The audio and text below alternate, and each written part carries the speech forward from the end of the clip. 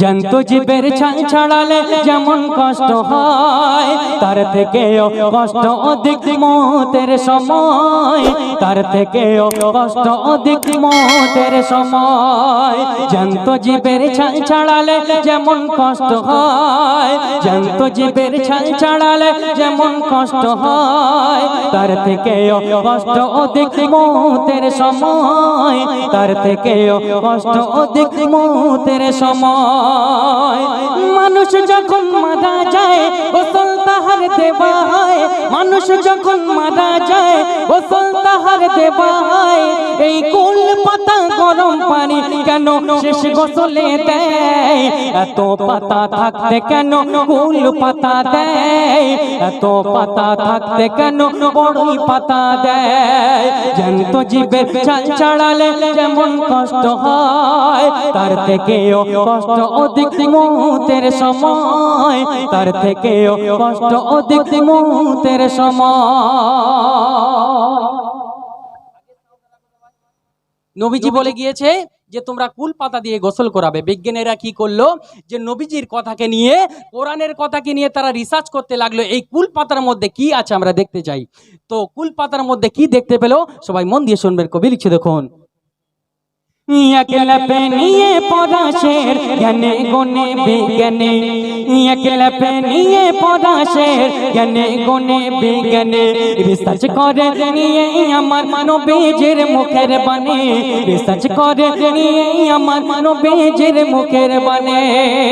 Research করে তখন তারা অবাক সবাই হয়ে যায়, রিসার্চ করে তখন তারা অবাক সবাই হয়ে যায়।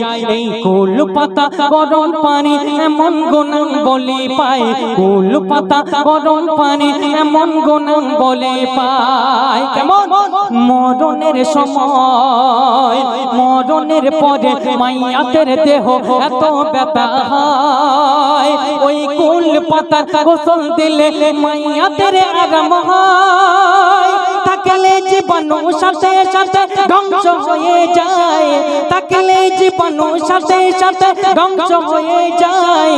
না পাকি কারণ থেকে বডি পাক সাফ হয়, সহজে পচন ধরে না, সহজে পোকামাকড় খাবে না, সহজে পচন ধরে না, সহজে পোকামাকড় খাবে না।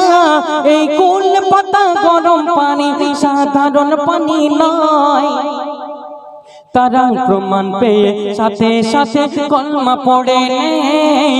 এই জগতের শ্রেষ্ঠ জ্ঞানী আমার নবী দয়াময়। জ্যান্ত জীবের ছাল ছাড়ালে যেমন কষ্ট হয়, তার থেকেও কষ্ট অধিক মৌতের সময়, তার থেকেও কষ্ট অধিক মৌতের সময়।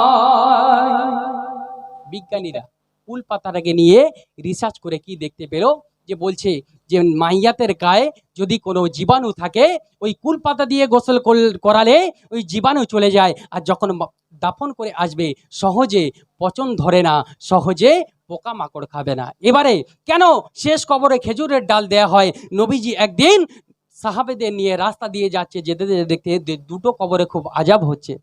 নবীজি কি করলো, সাহাবীদের দিয়ে খেজুরের ডাল আনলো।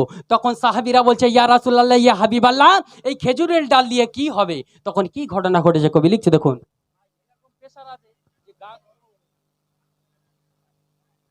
সাহাবীদের নিয়ে নবী যাচ্ছিল এক পথ ধরে, সাহাবীদের নিয়ে